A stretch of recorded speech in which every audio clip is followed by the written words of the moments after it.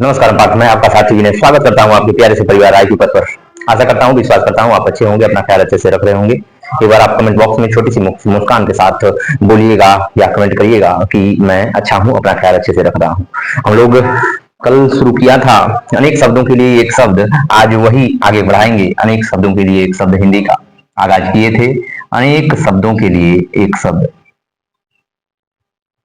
अनेक शब्दों के लिए एक शब्द, एक शब्द, अनेक शब्दों के लिए एक शब्द हम लोगों ने चालू किया था। तो बिना समय गवाए चालू करते हैं कि अंतरिक्ष। क्या? अंतरिक्ष। अंतरिक्ष। अंतरिक्ष किसे कहते हैं? अंतरिक्ष किसके लिए प्रयोग होता है? अंतरिक्ष। अंतरिक्ष किसके लिए प्रयोग होता है? धरती, धरती और ग्रहों के बीच की दूरी को, बीच की दूरी को, या धरती और ग्रहों के बीच के, ग्रहों के बीच के रास्ते को, या स्थान कह सकते हो, सबसे सरल है स्थान को। स्थान को क्या कहते हैं? अंतरिक्ष कहा जाता है। दूसरा, आज हम लोग जल्दी जल्दी करना शुरू करेंगे, ठीक है? क्षितिज। क्या नाम है? क्षितिज। क्षितिज एक शब्द आया है आपके सामने, उसका नाम है क्षितिज। क्या? धरती, धरती और आकाश, आकाश के बीच के स्थान, बीच के स्थान को क्या कहते हैं? क्षितिज कहा जाता है। क्या कहा जाता है? क्षितिज कहा जाता है, ठीक है? फिर उसके बाद मूक।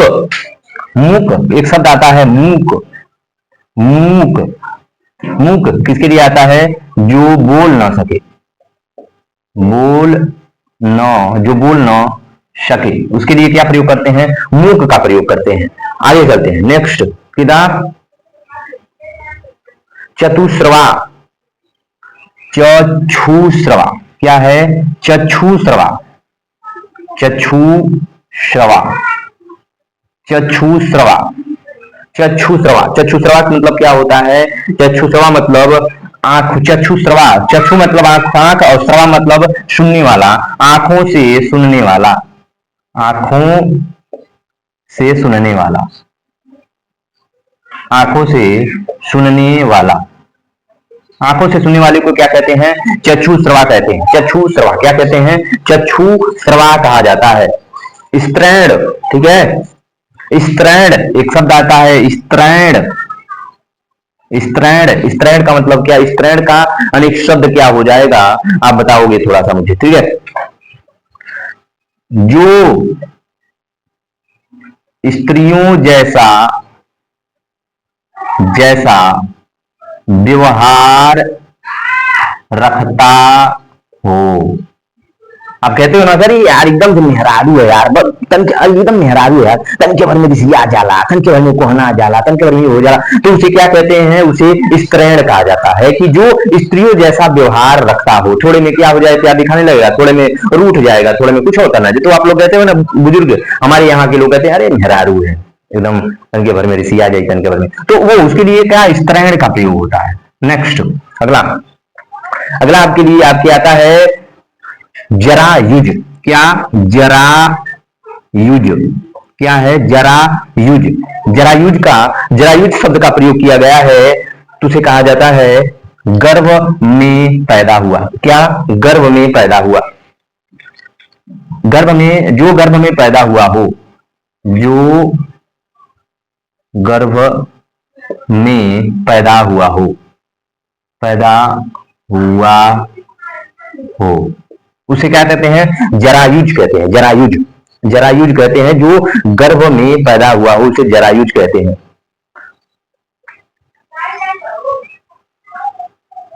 बहुभाषा, बहुभाष विधि। बहुभाष विधि किसे कहते हैं? बहुभाष विधि किसे कहते हैं? तो बहुभाष विधि, बहु भाषाविद, विद, जो बहुत सी भाषा जानता हो उसे क्या कहते हैं? बहुभाष विधि। जो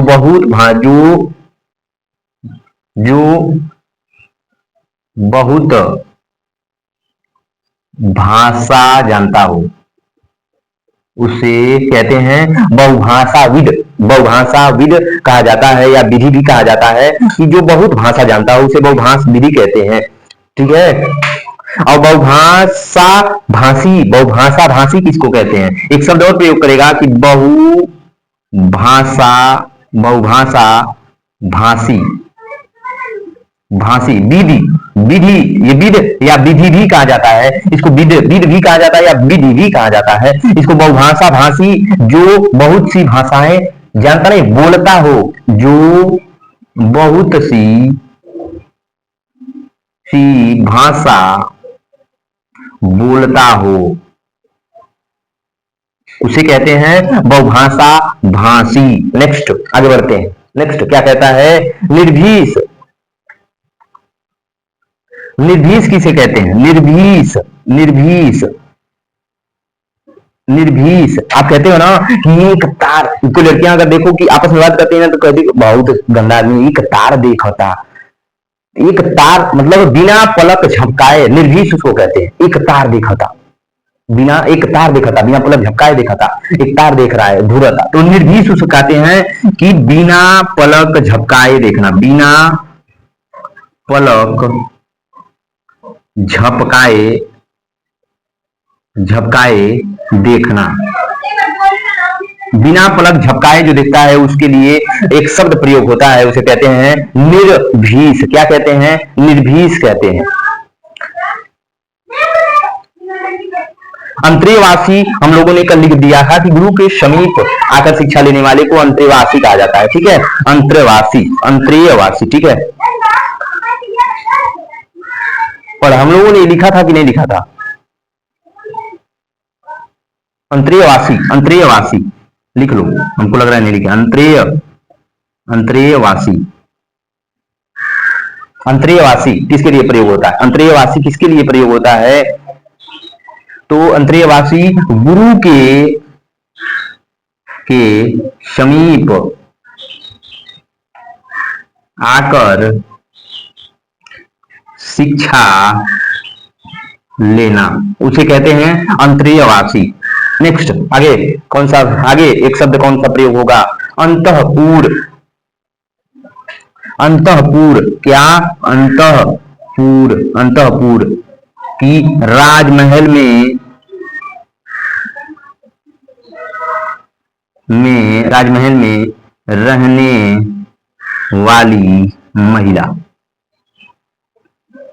राजमहल में रहने वाली महिला, रहने वाली महिलाओं, राजमहल में रहने वाली महिलाओं का स्थान उसे कहते हैं अंतःपुर। राजमहल में जो महिलाएं जो रहती हैं उन्हीं के रहने के स्थान को कहा जाता है अंतःपुर। अनूढ़ा, अनूढ़ा किसके का? अनूढ़ा, अनूढ़ा, एक अनूढ़ा, अनूढ़ा। ठीक है, अनूढ़ा मतलब ये अविवाहित महिला, अविवाहित महिला, उसके लिए क्या प्रयोग होता है? अनूढ़ा का प्रयोग होता है, अनूढ़ा। ठीक है, इसको जल्दी से नोट करिए, आगे बढ़ते हैं हम लोग। नोट करो जल्दी से, जल्दी नोट करो। एक बात ध्यान रखना कि जब तक आप सफल नहीं हो जाते तब तक आप अपनी कमियों को और थोड़ा सा धैर्य बना करके चलते रहिएगा, नहीं तो आप कितने मेहनत किए हो, कितने आगे बढ़े हो, ये कोई नहीं देखेगा। अगर आप फेल हो गए हो तो आप आवारा थे, लौंडियाबाजी करते थे, आप एक नंबर के निकट्ठू थे तो थे। कोई आपकी मेहनत नहीं देखेगा, कोई आपका दर्द नहीं देखेगा, कोई आपके रिजल्ट को नहीं निहारेगा कितना मेहनत किया। बस आप फेल हुए हो तो फेल हो भैया। ठीक है, तो आगे बढ़ते हैं। आगे क्या कहता है? धीरोदत्त,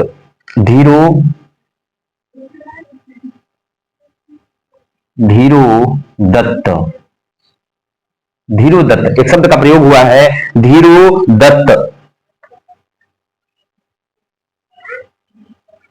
धीरोदत्त का मतलब होता है कि वीर पुरुष, वीर, पराक्रमी, पराक्रमी, वीर पराक्रमी, वीर पराक्रमी, शांत, वीर पराक्रमी शांत स्वभाव वाला पुरुष। धीरोदत्त क्या जाता है, बड़ा धीर पुरुष, बड़ा धीर लड़का है। तो उसके लिए क्या होता है कि वो वीर भी है, वो पराक्रमी भी है, वो शांत स्वभाव वाला पुरुष है, उसके लिए प्रयोग होता है धीरोदत्त का। नेक्स्ट नेक्स्ट आगे बढ़ते हैं, आगे ठीक है। धीरल लीला, धीरल लीला, धीरल लीला, ऐसा नायक, नायक, नायक या पुरुष या हीरो, ऐसा नायक जो दो कलाएं जानता हो, ऐसा नायक जो दो कलाएं जानता हो, ठीक है। कलाएं जानता हो या दो कलाओं का क्या हो, जानता हो, या दो कलाओं का प्रेमी हो, प्रेमी हो, ठीक है, प्रेमी हो, दो कलाओं का क्या हो, प्रेमी हो या दो कलाएं जानता हो, ठीक है। आगे नेक्स्ट ठीक है।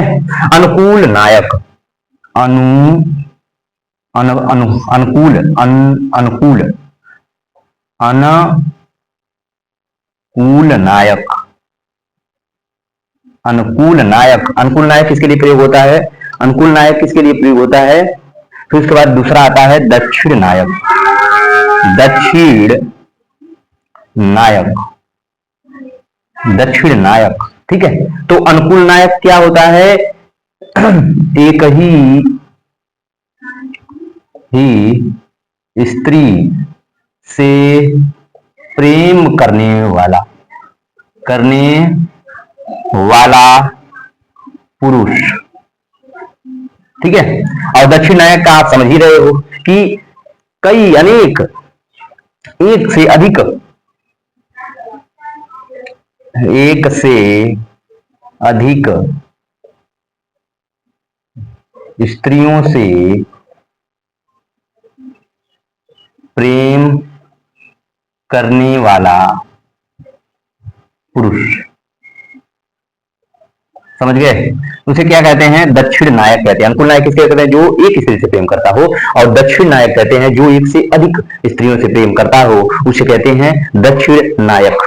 बुभुक्षा, भूभुक्षा, भूभुक्षा एक शब्द का प्रयोग आया है, उसे कहते हैं भूभुक्षा, खाने की, भूभुक्षा मतलब खाने की इच्छा रखने वाला, खाने की इच्छा, खाने की इच्छा रखने वाले को क्या कहते हैं, भूभुक्षा कहते हैं। जी विषा एक शब्द और प्रयोग हुआ है, जी ये छोटी की मात्रा रहेगा, जी विषा, जी विषा, जीने की इच्छा रखने वाला, जीने की इच्छा, जीने की इच्छा रखने वाले को जिजीविषा कहा जाता है, लेकिन खाने की इच्छा रखने वाले को बुभुक्षा, बुभुक्षा कहते हैं।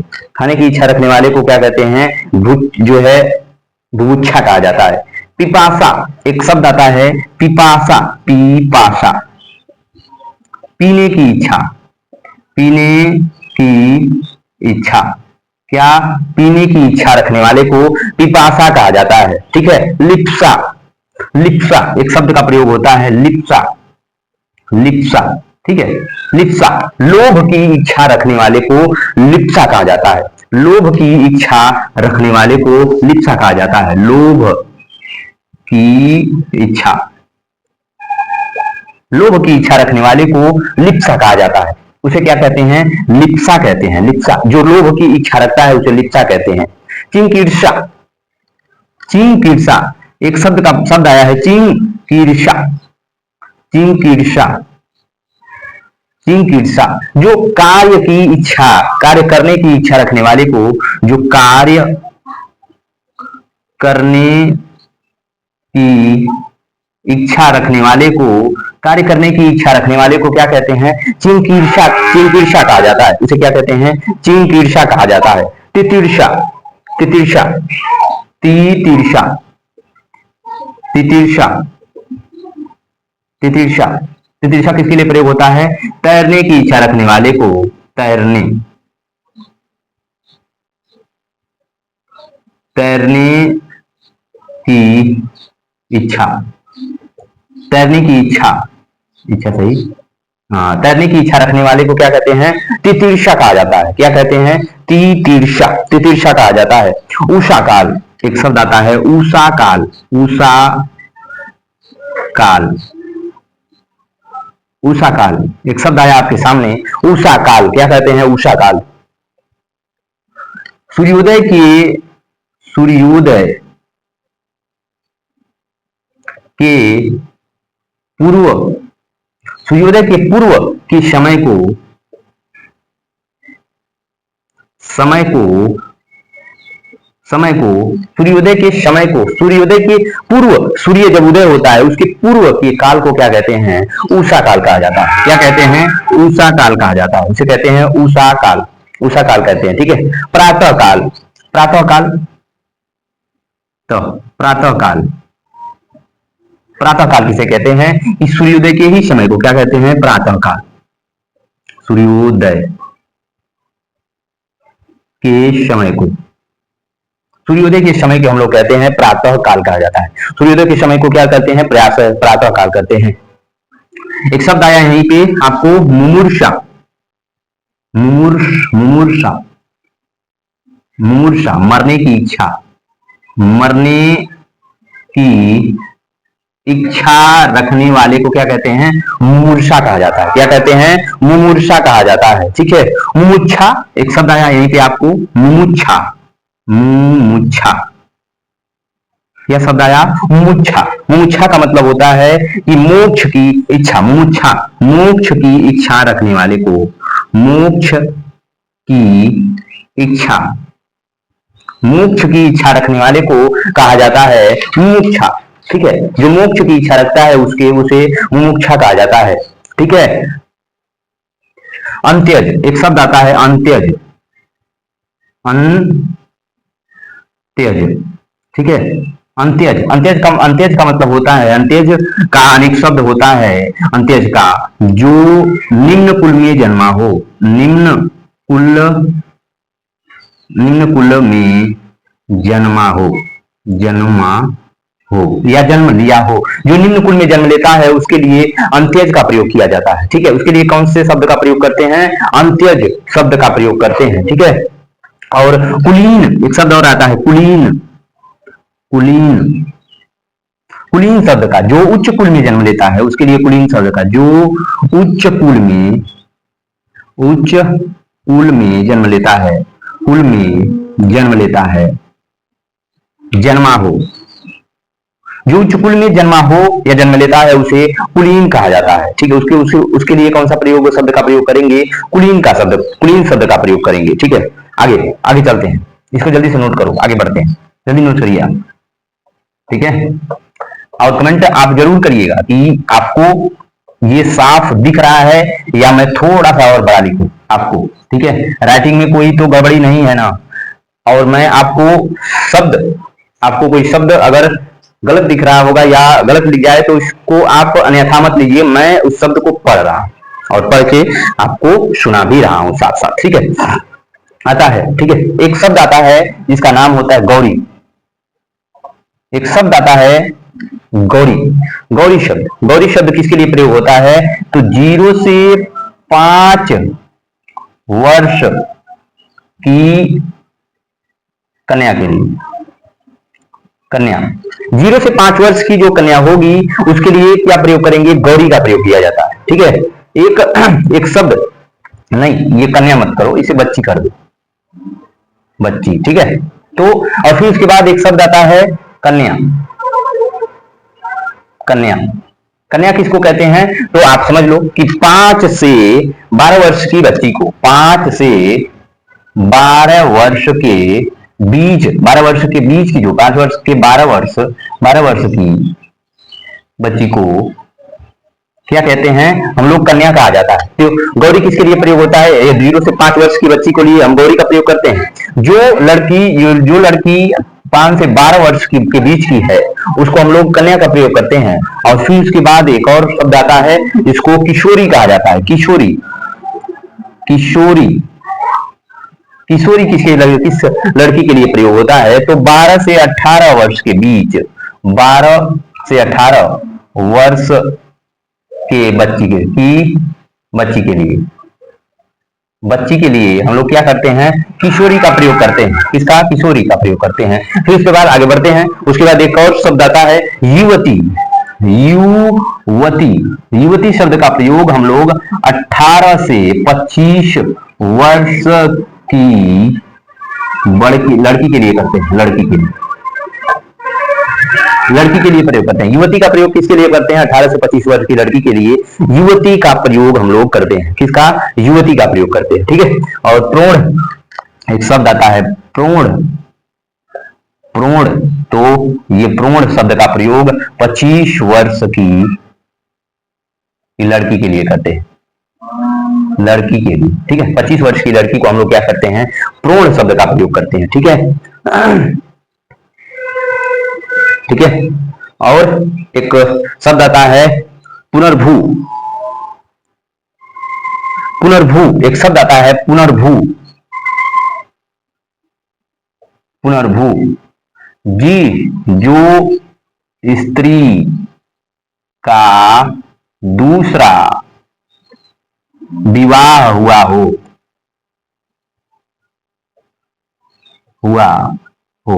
उसके लिए हम लोग किसका प्रयोग करते हैं? पुनर्भू का प्रयोग करते हैं। जिस स्त्री का दूसरा विवाह हुआ हो उसके लिए पुनर्भू का प्रयोग करते हैं। ठीक है।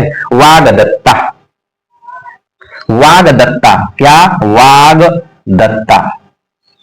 वाग मतलब वादा, दत्ता मतलब देना। ठीक है। वाग मतलब वचन, दत्ता मतलब देना। ठीक है।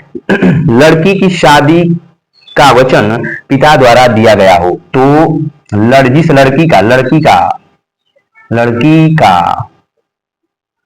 की शादी का वचन पिता द्वारा दिया गया हो, पिता द्वारा दिया गया हो, उसके लिए जो है लड़की की शादी का वचन पिता द्वारा दिया गया हो उसके लिए एक शब्द प्रयोग होगा वागदत्ता। वागदत्ता, क्या? वागदत्ता। ठीक है। आयुष्मती, आयुष्मती, आपने कार्ड देखा होगा, आयुष्मती का प्रयोग होता है। आयुष्मती लिखा होता है उसमें, आयुष्मती। तो जिस लड़की का भी विवाह नहीं हुआ होता है उसके लिए आयुष्मती का प्रयोग किया जाता है। ठीक है। विवाह होने से फेरे तक, विवाह होने से फेरे तक वो लड़की क्या कहलाएगी? आयुष्मती कहलाएगी। क्या कहलाएगी? आयुष्मती कहलाएगी। ठीक है। नौढ़ा, जिस स्त्री की नई शादी हुई हो उसके लिए नौढ़ा का प्रयोग करते हैं। नौढ़ा, ठीक है। अभी मैंने लिखवाया था शायद, नौढ़ा मैंने लिखवा दिया है। ठीक है। नौढ़ा मैंने क्या किया है? लिखवाया है, जो है अद्यूढ़ा। ठीक है। नौढ़ा, जिस स्त्री की नई शादी हुई हो उसे नौढ़ा कहा जाता है। और अध्यूढ़ा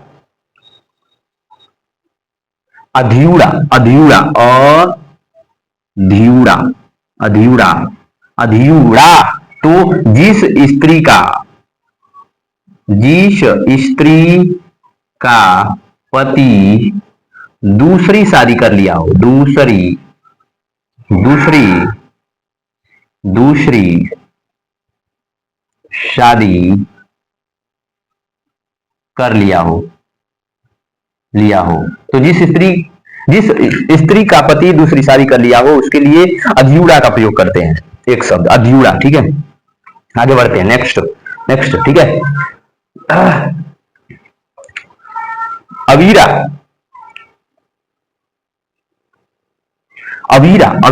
एक शब्द आता है अवीरा,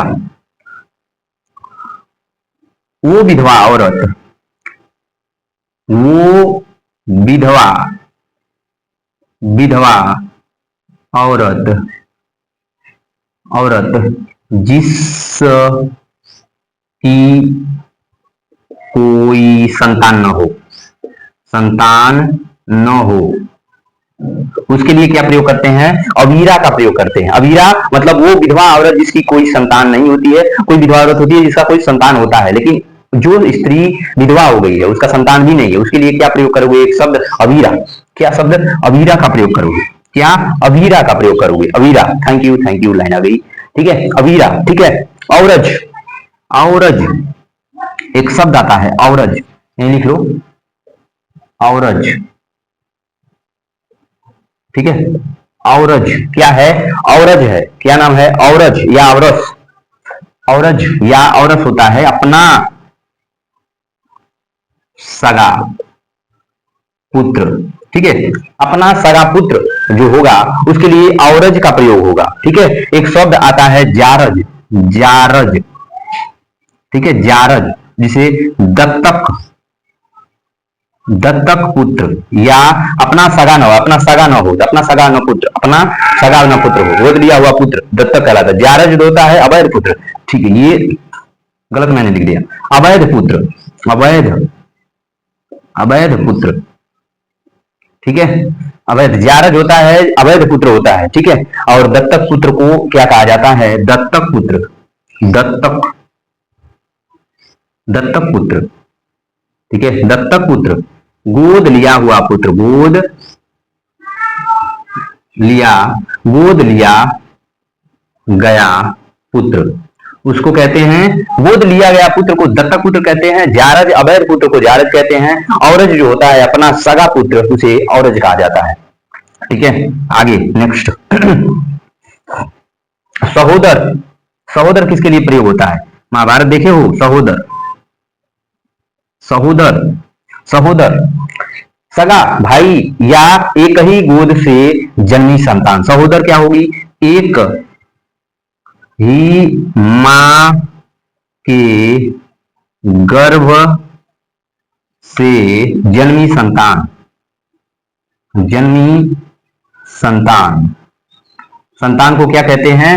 सहोदर कहा जाता है। एक ही मां की गर्भ से जन्मी हुई संतान को सहोदर कहा जाता है। क्या कहा जाता है? सहोदर कहा जाता है। ठीक है, क्या कहते हैं? सहोदर कहा जाता है। पीठ मर्द नायक एक आता है, पीठ मर्द नायक एक शब्द आता है। पीठ मर्द नायक एक शब्द आता है, पीठ मर्द नायक कहा जाता है। उसको क्या कहते हैं? पीठ मर्द नायक को क्या कहते हैं? तो पीठ मर्द नायक को जो सहनायक की भूमिका निभाए, जो सह नायक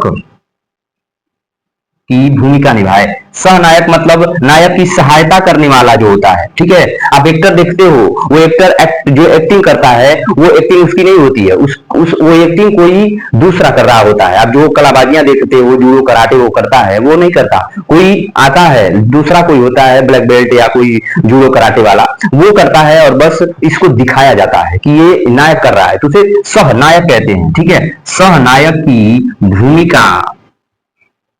भूमिका निभाने वाला, सहनायक की भूमिका निभाने वाला जो निभाए उसे कहते हैं क्या? पीठ मर्द नायक कहा जाता है। ठीक है, क्या कहते हैं? पीठ मर्द नायक कहते हैं। उतात्मा। ठीक है,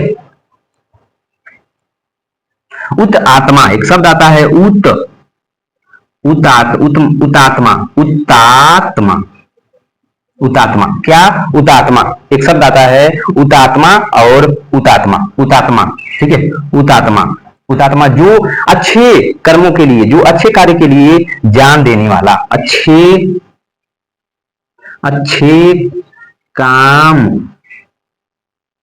के लिए जान देने वाला, अच्छे काम के लिए जान देने वाले को क्या कहते हैं? उतात्मा कहा जाता है। क्या कहते हैं? उत आत्मा कहा जाता है। दीर्घसूत्री। ठीक है, दीर्घसूत्री। ठीक है, क्या? सूत्री, दीर्घ सूत्री, क्या कहते हैं इसको? दीर्घ सूत्री। धीरे धीरे, दीर्घ सूत्री मतलब धीरे धीरे, धीरे धीरे कार्य करने, धीरे धीरे कार्य करने की आदत को कहते हैं दीर्घ सूत्री। कार्य करने की आदत, धीरे धीरे कार्य करने की आदत को क्या कहते हैं? दीर्घ सूत्री कहा जाता है। क्या कहा जाता है? दीर्घ सूत्री कहा जाता है। ठीक है।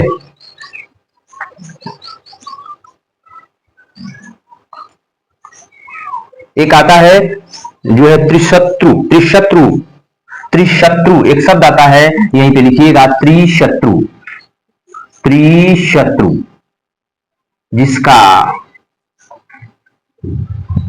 कोई शत्रु ना हो, कोई दुश्मन ना हो,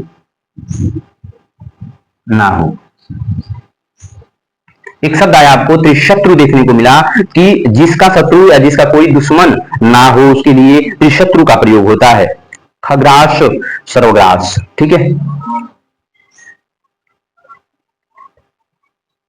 सर्वग्रास एक आता है, सर्वग्रास या खग्रास। एक शब्द आता है सर्वग्रास या खग्रास। एक शब्द आया सर्वग्रास या जो है खग्रास, खग्रास जो है खग्रास। ऐसा ग्रहण, ऐसा ग्रहण, ग्रहण जिसमें सूर्य और चंद्रमा पूरी तरह ढक जाते हैं। जो वह ग्रहण, वह ग्रहण, ग्रहण जो या जिसमें, जिसमें सूर्य चंद्रमा पूरी तरह, पूरी तरह, तरह ढक जाते हों, ढक जाते हों, उसके लिए प्रयोग होता है एक शब्द सर्वग्रास या खग्रास। ठीक है। और त्रिशूल, त्रिशत्रु का मतलब जिसका कोई दुश्मन या शत्रु ना हो उसके लिए त्रिशत्रु का प्रयोग किया जाता है। और खग्रास, खग जो है सर्वग्रास का प्रयोग हम वह ग्रहण या वह ग्रहण जिसमें सूर्य और चंद्रमा दोनों पूरी तरीके से ढक जाते हैं उसके लिए खग्रास या सर्वग्रास का प्रयोग करते हैं। आप बताइएगा। अब कल हम लोग इसको क्या करेंगे, कैसे भी करके इस टॉपिक को खत्म करेंगे और आपके लिए 120 या 30 तक मैं आपको प्रोवाइड कर दिया हूं। इसमें से अगर नहीं पूछा तो शायद आपकी किस्मत खराब होगी, लेकिन हाँ पूछेगा तो जरूर, ये तो ध्यान रखिएगा। अपना ध्यान रखिएगा, ख्याल रखिएगा। मिलते हैं कल। नमस्कार।